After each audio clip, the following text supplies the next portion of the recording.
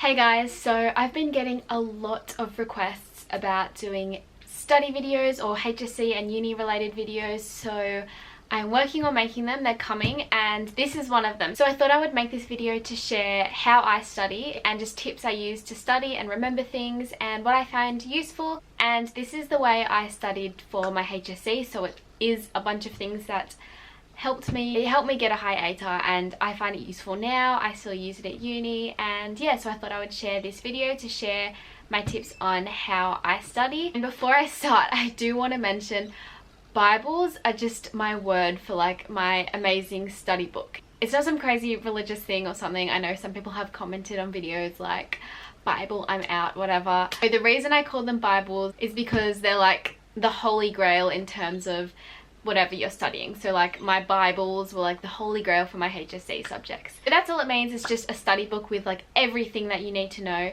in one place. So I hope you enjoy the video and find it helpful. I have done a video similar to this before, which I will link in the description box below. I actually included a clip from that video. I'm really sorry about the quality and my editing. Yeah, it's improving and it's improved since then, but I still do think it has some helpful things in that video if you did want to check it out. But anyway, let's get to studying. Okay, so for each of my subjects, I'll have a binder, and in that binder, I basically file away my notes and summaries and the stuff that I'll be needing to use to study. I like to organize it in a certain way. So this one here, I have my notes organized by each week. You could also do it by each topic, whatever works best for you.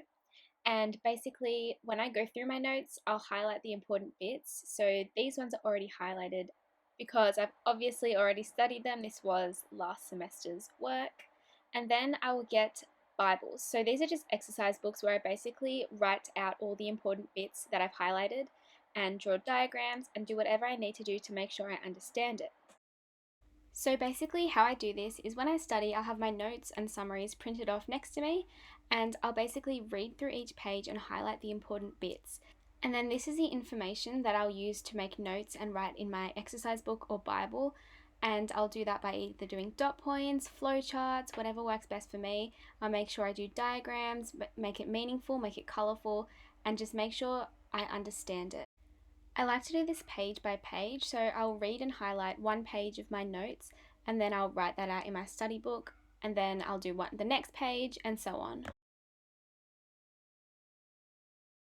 So here is one of my study binders from the HSC. So of course I'm using PDHPE as my example. I kind of realised I can only use this as my example because it's the only subject where I've kept like everything from. So the very first thing in the front of my binder is the syllabus, and I think it's really important to have there to follow. It really helped me keep organised and make sure I'd learnt everything.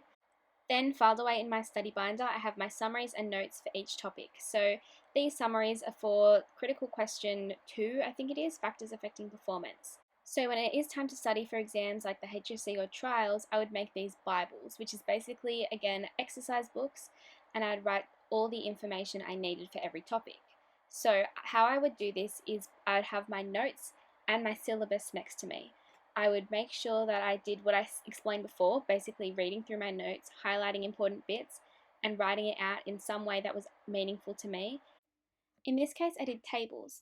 I also made sure I followed the syllabus as a checklist. This way, I knew I had covered everything that I needed to do and knew all my content, and it also helped because often in the HSC questions are based on dot points and dash points, or even just the titles in the syllabus themselves. As you can see, I did many different ways of writing these notes out. So I did just normal dot points, flowcharts, diagrams, so many different things. I changed it up a lot and just did whatever I felt was helping. So I wanted to show an example from my Bio Bible because as a science subject, it obviously is going to require more diagrams and have more places where you can draw diagrams to help you understand. So this is how I laid it out. I basically have all my notes and information, and then I would add a diagram to help me understand what that was and write on the diagram too.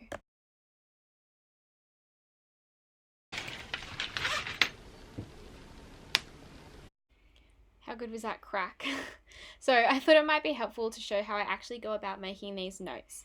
So I was just trying to find a binder where I had some good study summaries or notes, just so I could give you a good idea of how to write these notes and how I like to write out these Bibles. Also, please bear with me, the angles do get much better. I write with my book on a 90-degree angle, so it was actually really hard trying to get a good shot of this, so sorry. So I like to use highlighters and colors to make it meaningful. Sometimes I'll swap it up and just use like a red pen for the headings. But in this case, I was just going for the whole highlighting aspect of things.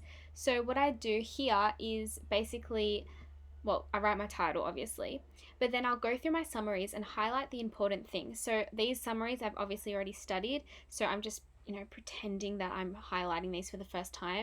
I'll also make little notes around the page and maybe draw some diagrams, and I like to use different colors. This way I can make things stand out more and focus on or highlight more important points. So then the bits that I highlighted, or maybe the important notes I wrote along the side, I'll then write out in my study book. And I usually just like to do these as dot points, but I do swap it up every now and then, as you've seen in other examples. But just experimenting with what works for you is what I'd recommend. So I wanted to find an example that had more diagrams that I could draw, just to show you how I draw out diagrams. Apologies about the awkward angle, it does get better. So for most things, I'll just start out by writing the main points and getting my content down, so dot points or however I do it. And then I'll also include diagrams, flowcharts, examples, and I like to draw pictures whenever I can and also use different colors. So using different colors is so important so your page isn't just a whole blob of content and information. Using different colors helps to keep your work more organized, it makes it more fun and meaningful, and it helps keep your notes looking visually aesthetic. I don't really want to use the word aesthetic, but it just keeps it visual and it helps you learn better, and it's something that you can look at and it has meaning to it. So the act of changing colors also does slow you down a bit, and it forces you to kind of really absorb what you're writing and, connect with it and understand it more than if you're just writing words and copying it from your notes. It really forces you to think about it and put meaning to it, and that's how you're going to understand things. And that's another reason I really like to try and draw pictures and diagrams as much as I can. It is harder because it takes so long and sometimes you just have too much content. So mainly the harder concepts that you really need to work on to understand is where I like to draw pictures, just to help with your actual learning and understanding of the concepts and ideas and content, because you are meant to be learning this. So when you're studying, you should be imagining or thinking about it, not just writing words. So drawing things out and coloring things to, label certain aspects and highlight things does help you really get a better understanding and just have it ingrained so you really know it. You don't just memorize it, you truly know it. So that way you won't only have a lit understanding of your content, but you're also very unlikely to forget it.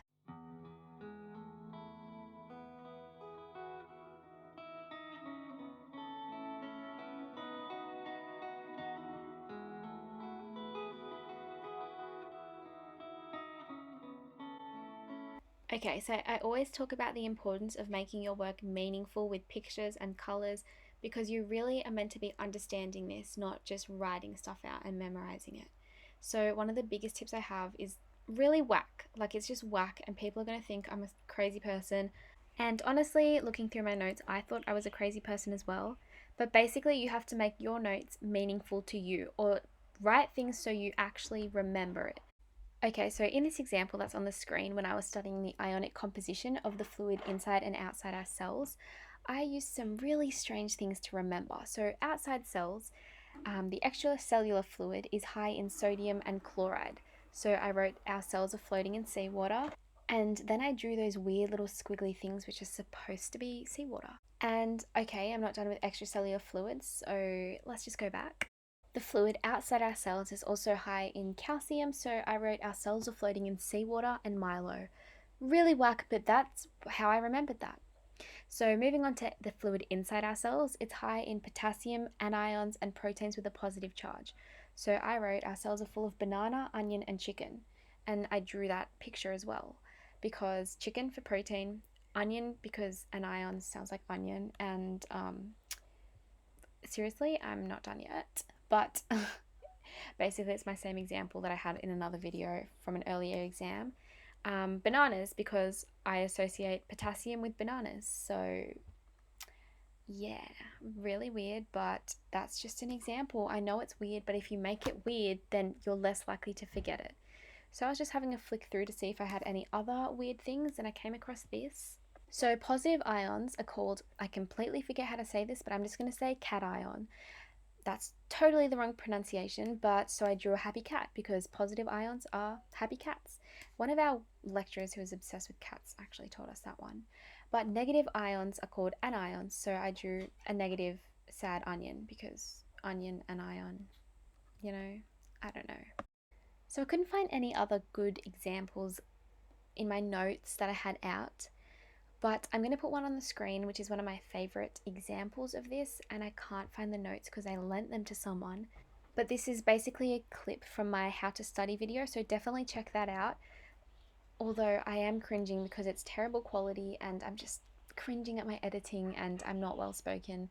But I still think it's pretty helpful, so yeah. When you study, make it meaningful. Try and enjoy it. Like, I know it sucks, but like, if you're understanding what you do and it's kind of important to you and you do it in a way that's kind of more fun, like drawing pictures, it'll be more enjoyable to study. And if you do these type of things, it can help you really understand it and remember it properly, so you're not just memorizing and rote learning. Okay, so here are just some other weird things that I drew to help me remember things. So for these cells, fibroblasts are about to be mature and fibrocytes are mature cells. So I just drew a baby for fibroblasts, old person for fibrocytes. Here we go, inflammatory response. Mast cells release histamine, so I drew a mast cell as a wizard, expectohistamine, so it's releasing histamine. And it increases blood cell permeability, so I drew some like white blood cells being attracted to the site of infection. Our plasma cells are mobilized, so I drew a little wizard plasma cell, Petrificus totalis right there, and it immobilizes the foreign material, which macrophages then eat. I don't know if that makes any sense, but to me, I'm not going to forget that because I drew these weird little diagrams. Okay, so sorry about the quality of that example, but can we also just appreciate how much my nails have grown? Like, yeah, the girls. Okay, so here's just some more examples in my anatomy book. So sticking in pictures and drawing on that can also help. So here's another example. So basically part of your pelvis, the pubic symphysis, is rough and ridged in young people, and with age, degenerative changes appear and it becomes smooth. So that pubic symphysis is that bit of the pelvis. So the articular surfaces change, so that's why I drew that picture down the bottom. So in young people, it's rough and ridged, so I drew a little baby face, and then in old people, it gets smooth from rubbing and degenerating, so I drew an old person with a smooth pubic symphysis articular surface. So yeah, that's just a fun fact for you, and now, honestly, I'm just watching this being like, why am I so weird? But this is just how I do my notes and how I get the best marks I can get, because I just make sure I really connect with my study and truly understand things, and that way in exams I really do remember things. Okay, so I'm just flicking through my notes to find a specific example of the use of acronyms. So I did talk in my previous video about using acronyms. So this is just a great way when you need to remember a whole list of things or a whole heap of information. Okay, so this might not make that much sense, but basically here, each of these are a list of muscles. So here, they're a list of muscles that the ligamentum nuchae attaches to. So if I write this list of muscles in this order, the initials spell out the word RUSSS. So I just remember RUS as my acronym for muscles attaching to ligamentum nuchae. So that is how I like to write my notes and study for exams, and some of the tips that I use. I know it was super whack, but I hope you found this helpful and try some of these methods out because it helps me a lot. So that is how I make notes and study when it comes to an exam. I do need to add, what I've showed you is just the part where you study all your content and do all your revising, but for exams like the HSC, after doing all of that, I would do lots and lots of past papers and practice questions. Mainly for the HSC, that's when it's so important, because if you've done every past paper you can, you're going to be so prepared for the HSC. What I aimed to do during the HSC is every past paper I could find in existence that were relevant, because courses do change sometimes, so try and do as many as you can that are still relevant to your topics. And then honestly, when you do your own HSC, you'll come across questions that have been used before, they're just reworded differently, and you'll be like, I've literally done a practice question on this before, I'm just going to write it out again. So after doing all of that study, definitely past papers is a must for the HSC. But if you do make Bibles, like I explained in this video, that will be so helpful. Hopefully you find this helpful and you can use some of these study tips yourself. But thank you so much for watching. I really appreciate the support. If you did like this video, please give it a like and subscribe, that would mean a lot. I will link all my other HSC and study related videos in the description box, and comment below if there are any other specific videos you would like to see. But thank you for watching, and I will see you in the next one.